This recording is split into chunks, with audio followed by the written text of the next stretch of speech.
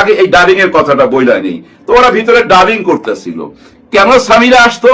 সামিরা আসতো এই জন্য, যখনই শাবনূরের সাথে সালমানের কোনো কাজ থাকতো তখন ইনি আসতো, কারণ ওনার ভিতরে একটা সন্দেহ কাজ করত যে শাবনূর আর সালমান শাহের ভিতরে কোনো সম্পর্ক আছে, এরকম একটা ব্যাপার তার ভিতরে কাজ করত, যার জন্য শাবনূরের যেখানে শুটিং থাকতো, ডাবিং থাকতো, এই সামিরা যেত। যাই হোক, সেদিনের কথা বলি, ডাবিং শেষ হয় কিন্তু রাত্রে 10টা থেকে 11টার মধ্যে, কিন্তু তখন বোধ হয় 8টা 9টা এরকম একটা টাইম। ওই ডাবিং থিয়েটারের সামনেই দেখবেন ঝর্ণা স্পট, আর ওই ঝর্ণা স্পটের গেটটার মধ্যে আমি, বাদল খন্দকার, আরো অনেকেই ছিল, আমাদের সমবয়সী যারা পরিচালক অনেকেই ছিল। তবে বাদল খন্দকারের সাথে সালমান শাহ একটু ডিপ রিলেশন ছিল। হঠাৎ দেখলাম সালমান বাদল খন্দকারকে ডাক দিল একটুখানি দূরে, আমার সাথে হাই হ্যালো হয়ে গেল, কিন্তু সালাম দোয়া হয়ে গেছে দূর থেকেই। আর বাদল খন্দকারকে ডেকে বলতেছে, কি হলো, টাকা কই, টাকা কই, এরকম আঙুল দিয়ে দেখাইতেছে। আবার বাদল বলতেছে যে শিডিউল কই, শিডিউল কই। হয়তো কোন একটা ছবি নিয়ে তাদের মধ্যে আলোচনা হয়েছে, ওই কারণে বাদল খন্দকার শিডিউল চাইতেছে আর ওর টাকা চাইতেছে, দুজনে মজা করতেছে। একটা টাইমে দেখলাম বাদল খন্দকারকে গাড়িতে বসায়া তারা বাসার দিকে চলে গেল। এটা কিন্তু শেষ দেখা, আর দেখা হয় নাই, আর তার মুখ দেখা হয়নি। হ্যাঁ, দেখা হয়েছে, তখন তো সে পৃথিবীতে নাই, তার ওই ঘুমন্ত চিরনিদ্রার মুখটা দেখা হয়েছে। এখনো ভুলতে পারি না, এখনো ভুলতে পারি না। যাই হোক, একটু আগে যে বলতেছিলাম যে সামিরার ব্যাপারে একটু কথা বলবো। আমি 2-2.5 বছর আগে একটা কন্টেন্ট বানাই এই সালমান শাহকে স্মরণ কইরা, আর ওই কন্টেন্টটার মধ্যে আমি 3টা এস তুইলা ধরি। 3টা এস বুঝছেন? সালমান শাহ, সামিরা, শাবনূর, এই 3টা এস কে তুইলা ধইরা কিছু কথা বলি। আর ওই কথাগুলোর মধ্যে এই যে একটু আগে যেটা বললাম, শাবনূরের যেখানেই কাজ থাকতো সামিরা সেখানেই যায় পৌঁছায় যাইত, সেখানেই তাকে পাহারা দিত।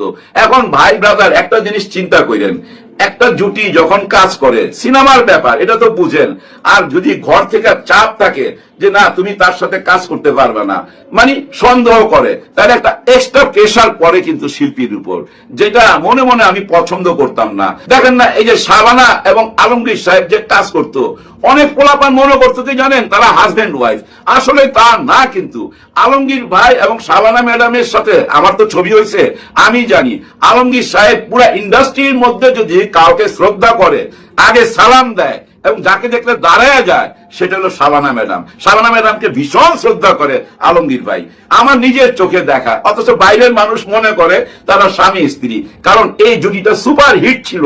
তেমনি শাবনূর আর সালমান শাহ জুটিটা সুপার হিট। প্রডিউসাররা না এখানে টাকা লগ্নি করতে চাইতো, এই জুটি থাকলেই হিট, কিন্তু ওই জুটিটা ভাঙ্গা দিতে চাইতেছিল সামিরা। সামিরা চাচ্ছিল না শাবনূরের সাথে সালমানের কাজ হোক। ওই ব্যাপারগুলো নিয়েই আমি আলোচনা করছিলাম। ওই কন্টেন্টটা রিলিজ হওয়ার পরই সামিরা আমাকে ফোন করছে। ফোনটা পাই আমি বেশি অবাক হই নাই, কারণ আমার নাম্বার থাকতেই পারে। আর আমি যে নাম্বারটা গত 30 বছর যাবৎ ব্যবহার করতেছি, এই নাম্বারটা সালমান শাহর গিফট করা, উনার গিফট করা বলেই কিন্তু আজ পর্যন্ত আমি চেঞ্জ করি নাই।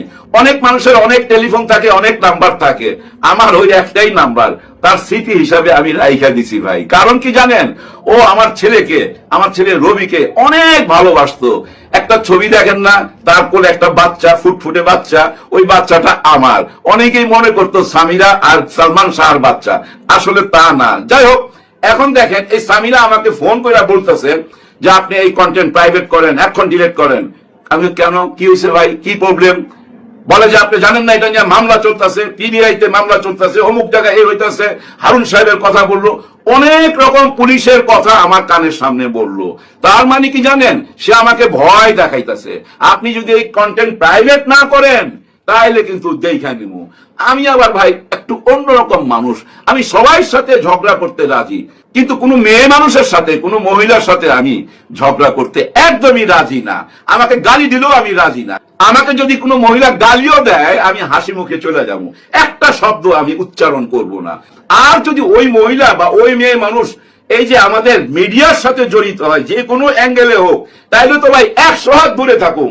আপনারাও কিন্তু 100 হাত দূরে থাকবেন, কারণ এদের হাত অনেক লম্বা হয় ভাই, ভিতরে ভিতরে এদের হাত অনেক লম্বা। আপনাকে নিয়ে এমন বেজ্জতি করে দিবে, আপনি জীবনেও ভুলতে পারবেন না। যেমন অরুণা বিশ্বাস আওয়ামী লীগের ক্ষমতা দেখায়া আমাকে এই ডিবি অফিসে নিয়ে গেছিল। হায় হায় কি বেজ্জতি জানেন, যেদিন আমাকে বাসা থেকে নিয়ে যায়, ডিবি গাড়ি তো নিচে দাঁড়ানো, এখানে লেখা ভাই গোয়েন্দা বিভাগের গাড়ি, ডিবি কি জানি লেখা ছিল। যাই হোক আমার গুলা খেয়াল নাই, ভিতরে তো বুঝছেন কাঁপতেছিল। আমাকে বসেছে মাঝখানে, ডিবির দুজন দুই পাশে, সামনে আরো দুইজন, এই চারজনই আমার রুমে ঢুকে গেছিল। তাও কি জানেন, এই যে মোবাইলের ক্যামেরা অন কইরা, মোবাইলের ক্যামেরা অন কইরা ঢুকে গেছিল, আমার ঘরের সবকিছু দেখাইতেছিল, আমাকে দেখাইতেছিল। কি ঘটনা ভাই, ওই যে কন্টেন্ট বানাইছিলাম, ওই কন্টেন্টের মধ্যে বলছিলাম এই যে সরকারি অনুদান পাচ্ছে, এটা কারা অনুদান পাচ্ছে? সরকারের চামচারা অনুদান পাচ্ছে। এদের কি যোগ্যতা আছে যে এরা ছবি পরিচালনা করবে? এই অরুণা বিশ্বাস পরিচালকের নামে একটা অনুদান নিয়ে নিছিল। তখন আমি ওই কথাটা বলছিলাম, আর ওইটা বলার কারণেই ভাই আমাকে নিয়ে ওই যে বুঝছেন। যাই হোক ওইখান থেকে আমি বাইরে হয়ে আসছি আরেকজন নায়িকার সহযোগিতায়, কারণ আমি ওই নায়িকারে ফোন দিয়ে কইছিলাম এই আমারই কিন্তু ধৈর্য লয়ে যাইতেছে। আর ওই নায়িকা তখন আওয়ামী লীগের একদম মাথার সঙ্গে যোগাযোগ ছিল। ওইখানে যাওয়ার পর এই যে হারুন সাহেব আছে না, ডিবির হারুন সাহেব, উনি আমারে বলতেছে আপনি আবার শেখ সেলিমকে দিয়ে ফোন করাইছেন? আমি বললাম যে না, আমি তো ফোন করাই নাই, অন্য কেউ করছে, আমি তো জানি না। যাই হোক উনি আমাকে একটা চাও খাওয়াইছে, আবার হালকা একটু অপমানও করছিল। আমাকে বলতেছিল ক্যামেরার সামনে তো দেখি হাত পা নাইরা কথা বলেন, এখন এত মেয়াও মেয়াও করেন কেন? মানে আমি তো ওনার সামনে একদম চুপ, মাথা নত, ভয়ে, বুঝছেন না। আবার আগেই করছি কি জানেন, সানগ্লাসটা খুইলা চোখটা দেখাইছি, যে দেখেন কিছু মনে করেন না আমার সানগ্লাস। এই যে চোখটা না দেখাইলে আমার চোখটা যে খারাপ, উনি হয়তো ভাবতে পারে বেটা আমার সামনে সানগ্লাস পরে বসে রয়েছ, এই আরে ঢুকা, ওই ভয় বুঝছেন আগে চোখটা দেখাইছি। যাই হোক উনি আমার এক কাপ চা খাওয়া বিদায় দিছে, আমি বাসায় চলে আসছি। আমার জীবন থেকে 4 থেকে 5 ঘন্টা চলে গেছে। ওই ভয়গুলো আমার ভিতরে কাজ করতো। আমি এই জন্য তাড়াতাড়ি ওই কন্টেন্ট প্রাইভেট করে দেই। মিস সামিরা, মিস না মিসেস আমি জানি না, এখন তো আপনাকে নিয়ে শত শত কন্টেন্ট হইতাছে, সবাই কথা বলতেছে। এখন আপনি কয়জন রে ওই পুলিশের ভয় দেখাইবেন, কয়জনের কন্টেন্ট প্রাইভেট করাইবেন? করাইতে পারবেন? করাইতে পারবেন না। এখন জিনিসটা বুঝছেন ফাইটা বাইরিছে, একদম ফাইটা বাইরিছে। কে অপরাধী কে অপরাধী না, নিশ্চয়ই আইন যেহেতু এত বছর পর এই ফাইলটা ওপেন করছে, সত্যটা নিশ্চয়ই বাইরে আসবে। আর অপরাধীরা কে কোথায় আছে আমি জানি না, তবে আমাদের ডন কিন্তু বাংলাদেশই আছে। জানি না ডন কি টেনশন আছে, কেমন আছে, খবর নেই। আর অন্য অন্য আসামি যারা এর মধ্যে, হ্যাঁ 11 জন আসামি, ও সামিরাও তো আছে, সামিরাও আছে, আরো হয়তো 2-1 জন আছে, আর বাকিরা বিদেশে। এখন এটা সত্য মিথ্যা সবকিছু আদালতের ব্যাপার, আমি কোনো মন্তব্য করতে চাই না, মন্তব্য করাও উচিত হবে না। তবে এইটুক বলতে পারি, বাংলা চলচ্চিত্রে এরকম নায়ক আর আসবে না, আর আসবে না। তার কেরিয়ারের সময়সীমা কতটুকু জানেন? 3.5 বছর বা 4 বছরের কাছাকাছি। ছবির সংখ্যা কত? 27 থেকে 30টা হবে, 27 থেকে 30টার বেশি না। এত অল্প ছবি দিয়ে এত অল্প টাইমে যে ভালোবাসাটা পাইছে, ওই ভালোবাসার একটা ছোট্ট গল্প বইলা ভিডিওটা শেষ করতেছি। এই সালমান শাহের মৃত্যুটা সাধারণ মানুষ তো মাইনা নিতে পারে নাই, কিন্তু অনেক ইয়াং মেয়েরা মাইনা নিতে পারে নাই। আপনারা জানেন 13-14 জন আত্মহত্যা করছে সালমান শাহর জন্য। অনেকে আত্মহত্যা করতে চাইও করতে পারে নাই তাদের মা বাবার কারণে। তেমনি একটি মেয়ের গল্প বলি।